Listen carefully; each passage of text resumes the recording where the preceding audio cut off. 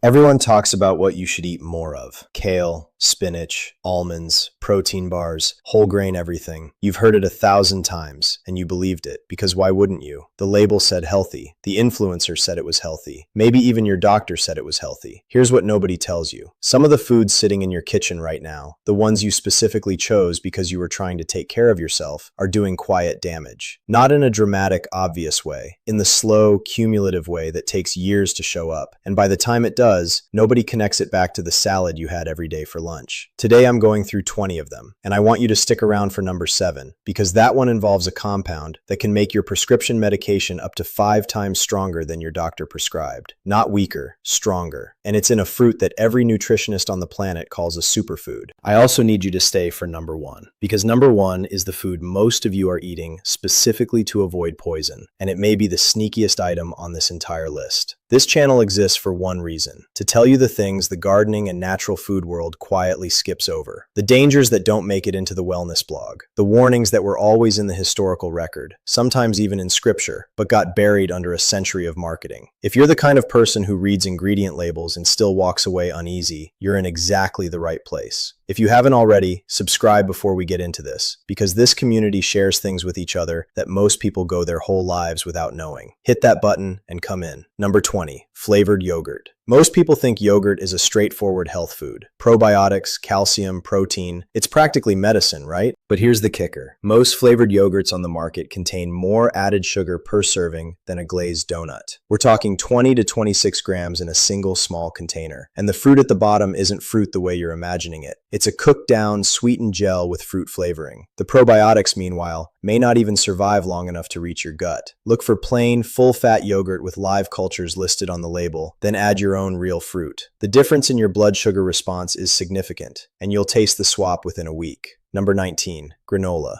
Granola sits in the health food aisle. It has oats. It has nuts. Sometimes it has ancient grains on the label, which sounds deeply trustworthy. Here's the part nobody puts on the front of the bag. Most commercial granola is held together with oil and sweetener, and a single half-cup serving, which is the suggested amount, runs anywhere from 200 to 300 calories with 10 to 15 grams of sugar. Nobody eats half a cup of granola. Nobody. If you're pouring it into a bowl the way most people do, you're looking at 2 or 3 servings in one sitting. Make your own with oats, raw nuts, and a small amount of raw honey, or read the label on anything you buy and look at what's binding it together. Number 18, brown rice. Brown rice has been on the healthy carb list for decades. Compared to white rice, it's the obvious choice. More fiber, more nutrients, less processed. The problem is arsenic. Brown rice contains significantly higher levels of inorganic arsenic than white rice because arsenic concentrates in the outer bran layer, the layer that's removed from white rice but kept in brown. Long-term, low-level arsenic exposure is associated with cardiovascular issues and metabolic disruption. The fix isn't complicated. Rinse it thoroughly before cooking. Cook it in excess water at a 6-to-1 ratio and drain it, which research suggests reduces arsenic content by up to 40%. Or alternate with other grains like quinoa, millet, or farro. Number 17, protein bars. A good protein bar sounds like a gift. Portable, filling, 20 grams of protein, gym-friendly, and marketed hard at health-conscious people. But look at the ingredient list on most of them. You'll find sugar alcohols that cause significant digestive disruption in many people, bloating, cramping, and what one study called a laxative effect at high doses. You'll also find highly processed protein isolates, artificial flavors, and in some cases, carrageenan, a seaweed-derived additive that animal studies have linked to gut inflammation.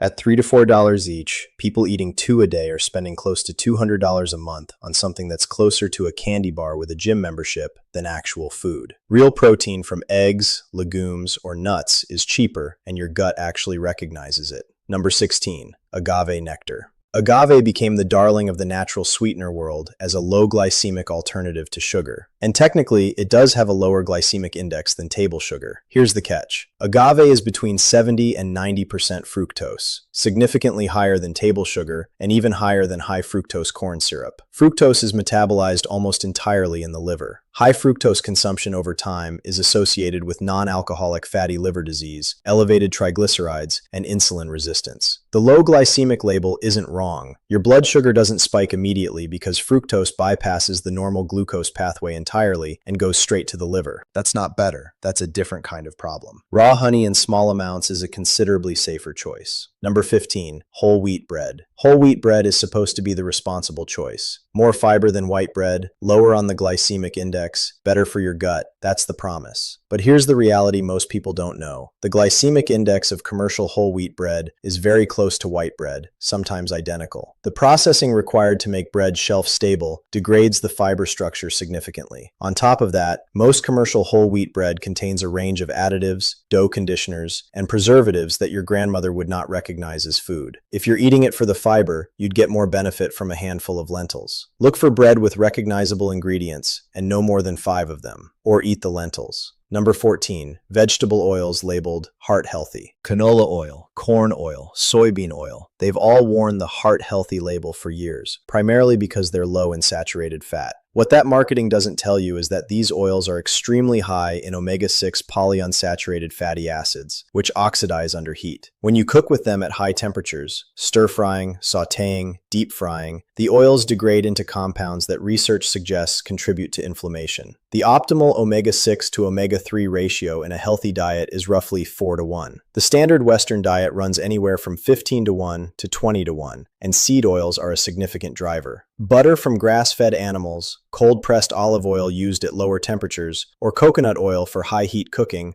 are more stable choices. Number 13, diet soda. Diet soda has 0 calories and 0 sugar. By the logic of calorie counting, it should be neutral or even helpful. But research suggests the opposite may be true. Artificial sweeteners, aspartame, sucralose, saccharin, trigger an insulin response in some people without delivering glucose, which may disrupt the body's hunger signaling system and actually increase cravings for sweet food throughout the day. A 2023 review by the World Health Organization concluded that non-sugar sweeteners don't offer long-term benefit for weight control and may carry long-term risks with chronic use. The can says 0. Your metabolism reads something more complicated than that. Sparkling water with a squeeze of citrus does the same job without the signal confusion. We're about halfway through, and I want to say, if anything so far has made you rethink something in your kitchen, share this with someone who needs to see it. This community exists to pass this information along, not to keep it. And I promise you, what's coming in the second half of this list is sharper than what we've covered so far. Some of the items still ahead are ones you'd never expect to see on a list like this. Stay with me. Number 12, canned tomatoes. Tomatoes are one of the most nutritionally valuable foods you can eat. Canned tomatoes are convenient and affordable and make a lot of sense on paper. The problem isn't the tomatoes, it's the can. The acidic nature of tomatoes causes them to leach bisphenol A, commonly known as BPA, from the lining of the can at a higher rate than almost any other canned food. BPA is an endocrine disruptor. It mimics estrogen in the body, and even low-level exposure is associated with hormonal disruption, developmental effects in children, and elevated cardiovascular risk. Many cans are now labeled BPA-free, but the replacement chemicals are still under investigation, and the evidence isn't reassuring. Glass-jarred tomatoes or fresh tomatoes are the cleaner option. Number 11, farmed salmon. Salmon is one of the most recommended foods in mainstream nutrition. High in omega-3 fatty acids, high in protein, associated with heart health and reduced inflammation. Wild-caught salmon earns all of that. But the next thing is where it gets interesting. Farmed salmon, which makes up the majority of what's sold in grocery stores, is raised in densely packed net pens, fed a diet of fish meal, soy, and corn that bears no resemblance to what salmon eat in the wild, and is frequently treated with antibiotics and pesticides to manage sea lice. The omega-3 content is lower, the omega-6 content is higher, and several studies have found elevated levels of PCBs, polychlorinated biphenyls, in farmed salmon tissue. The label says salmon, the content is a different story. Number 10, spinach and kale in daily green smoothies. This one is going to feel personal. Spinach and kale are nutritional powerhouses. Nobody is disputing that. But here's what nobody in the green smoothie industry tells you. Both are very high in oxalic acid. Oxalic acid binds to calcium and other minerals in your gut and prevents their absorption. It also contributes to the formation of calcium oxalate kidney stones, which are the most common type of kidney stone. If you're making a large green smoothie with multiple cups of raw spinach or kale every single day, you may be interfering with your calcium absorption chronically and quietly elevating your kidney stone risk. This doesn't mean stop eating them. It means rotate your greens. Arugula, romaine, bok choy, herbs, and cook your spinach sometimes, which reduces oxalate content significantly. Number 9, Tuna, especially canned, daily. Tuna is affordable, high in protein, low in saturated fat, and comes in a can you can keep in your pantry forever. It also bioaccumulates methylmercury, the organic form of mercury that is absorbed into tissue and doesn't flush out quickly. Light canned tuna has lower mercury levels than albacore, white tuna, but the FDA's own guidance recommends limiting consumption for pregnant women and young children specifically because of this. For adults eating tuna daily as a primary protein source, mercury accumulation is a real consideration. Sardines and mackerel give you similar omega-3 benefits and protein density with a fraction of the mercury load, and sardines are often cheaper. Number 8. Rice cakes. Rice cakes have been a diet food since the 1980s. Zero fat, very low calorie, and you get the satisfying crunch of eating something without the damage. Here's the kicker, and this one hits hard. Rice cakes have a glycemic index between 70 and 82, which puts them above white bread and firmly in the territory of foods that spike blood sugar rapidly. You eat 2 or 3 rice cakes, and your blood sugar goes up fast, drops fast, and you're hungrier than before within an hour. The fat-free label led an entire generation of dieters to believe they were making a safe choice while eating something that works directly against stable blood sugar and satiety. If you want a crunchy, low-calorie snack, cucumber slices with a little sea salt do more for you biologically. Number 7. Grapefruit. This is the one I teased at the beginning, and it is not a small thing. In 1989, a pharmacologist named David Bailey was running a study on alcohol and heart medication. He used grapefruit juice to mask the taste of the alcohol. The results came back impossible. The drug levels in participants were 5 times higher than expected. He hadn't changed the dose. He'd added grapefruit. What he'd accidentally discovered is that grapefruit contains compounds called furanocoumarins, which inhibit an enzyme in your intestinal wall, CYP3A4, that your body uses to metabolize a wide range of medications. When that enzyme is blocked, your body absorbs dramatically more of the drug than intended. As of the most recent FDA reporting, over 85 prescription medications are affected. These include statins, blood pressure medications, immunosuppressants, and certain psychiatric medications. A standard dose becomes an overdose, not because of the drug, because of the fruit, and because nobody told you to check. If you take any prescription medication, look it up against grapefruit before you eat it. This isn't a rare edge case. This is 85 drugs. Number 6. Honey, raw, in large amounts. Raw honey is legitimately one of the most remarkable natural substances available. It has genuine antibacterial properties, historical use going back to ancient Egypt, where it was found preserved in tombs, and a documented role across multiple scriptural traditions as a healing food. Here's what the wellness world breezes past. Honey is still approximately 80% sugar, fructose, and glucose, and raw honey consumed in quantity produces the same metabolic effects as other concentrated sugar sources. Beyond that, raw honey should never be given to children under 1 year of age due to the risk of Clostridium botulinum spores, which can cause infant botulism. The warning label doesn't come on the jar because it's a natural product, but the danger is real. A teaspoon in tea is a very different thing from treating it as a health food you can consume freely. Number 5. Almond milk. Almond milk became the default dairy alternative for health-conscious consumers, lower in calories than cow's milk, dairy-free, and with a clean, simple image. Here's what's actually in a typical carton. Water, a very small number of almonds, usually around 2% by content, and a significant list of additives, carrageenan in some brands, various gums for texture, synthetic vitamins, and sometimes added sugars. The protein content is negligible, about 1 gram per cup versus 8 grams in cow's milk. The calcium is added synthetically, not naturally present. You're not drinking something that resembles a nut so much as a very dilute, nut-flavored water with stabilizers. If you need a dairy alternative, full-fat coconut milk or pea protein milk offer considerably more nutritional substance. Or make your own almond milk at home. 2 ingredients, no carrageenan, and the difference in taste is startling. Number 4. Green potatoes. This one can stop being ignored. Green potatoes look fine. They're just potatoes. You cut off the green part and move on, right? Here's the actual situation. The green coloration in potatoes signals the presence of solanine, a glycoalkaloid compound that the potato produces as a natural pest defense. Solanine is not destroyed by cooking. It is toxic to humans. Mild solanine exposure causes nausea, headache, and abdominal pain. Severe exposure, which can occur with highly green or sprouted potatoes eaten in quantity, causes neurological symptoms. Cutting off the green parts reduces the solanine content, but it doesn't eliminate it, because solanine distribution can extend beyond the visibly green tissue. A heavily green or sprouted potato should be discarded. This has been known for over 100 years. It is still not on the bag.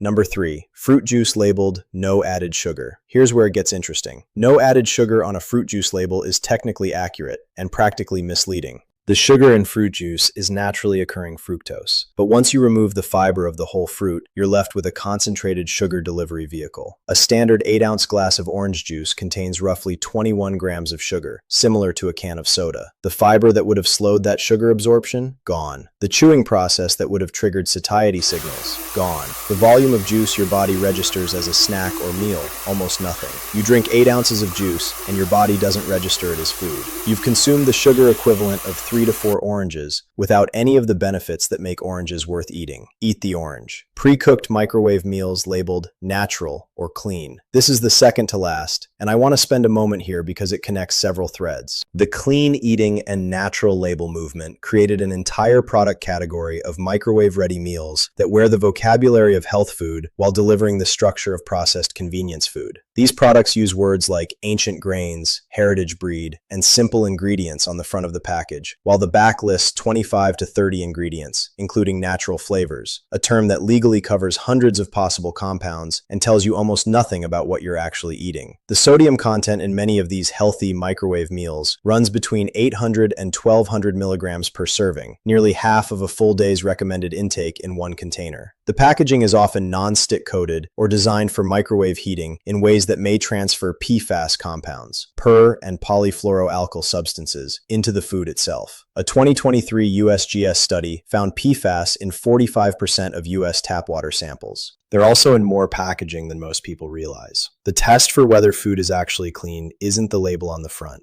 It's the list on the back and whether you recognize everything on it. If you can't read the ingredient list to a 10-year-old without pausing, it probably isn't what the package claims. Organic produce washed with tap water. I said this one would surprise you, and I mean it. Organic produce is chosen specifically to avoid pesticide exposure, and that's a genuinely good instinct. Organic certification does reduce pesticide residue significantly compared to conventionally grown produce. But here's what almost nobody is accounting for: the water you're washing it in. A 2023 study by the U.S. Geological Survey found PFAS chemicals, the same class of forever chemicals linked to thyroid disruption, immune suppression, and certain cancers, in 45% of tap water samples tested across the United States. You're buying organic specifically to reduce your toxic load. Then you're rinsing your produce in water that may itself carry a persistent chemical contamination that your filter probably isn't addressing. Standard carbon filters do not remove PFAS. You need a reverse osmosis system or a filter specifically certified for PFAS removal. The warning was always going to end up here, with the thing you're doing right being undermined by the thing you didn't know to question. A good produce wash isn't optional. A clean water source for that wash is the part nobody put on the organic label. You can grow your own produce and control this completely. You can install a reverse osmosis filter for less than $200. You can stop the contamination from entering the loop before it starts. That's the real answer. Not more expensive organic produce. Better water from the source. I promised you a bonus, and this one's huge. And it doesn't fit on the list because it's not a food. It's a combination. Spinach plus dairy at the same meal. You've probably had a spinach salad with feta, or a green smoothie with yogurt, or creamed spinach alongside your dinner without thinking twice. Here's the specific interaction most people don't know about. The oxalic acid in spinach binds directly to the calcium in dairy products during digestion, forming an insoluble compound called calcium oxalate that your body can't absorb. So you're eating two foods specifically for their nutritional value, and the interaction between them means you absorb significantly less of the calcium from the dairy and less of the iron from the spinach than if you'd eaten either food on its own. This isn't a theoretical concern. It's a documented nutrient absorption interaction. Cooking the spinach first reduces its oxalate content by 30 to 87% depending on the method. Or simply separate them. Eat your dairy at a different meal than your raw spinach. The foods are fine. The timing is the variable. That's the kind of detail that doesn't show up on any label.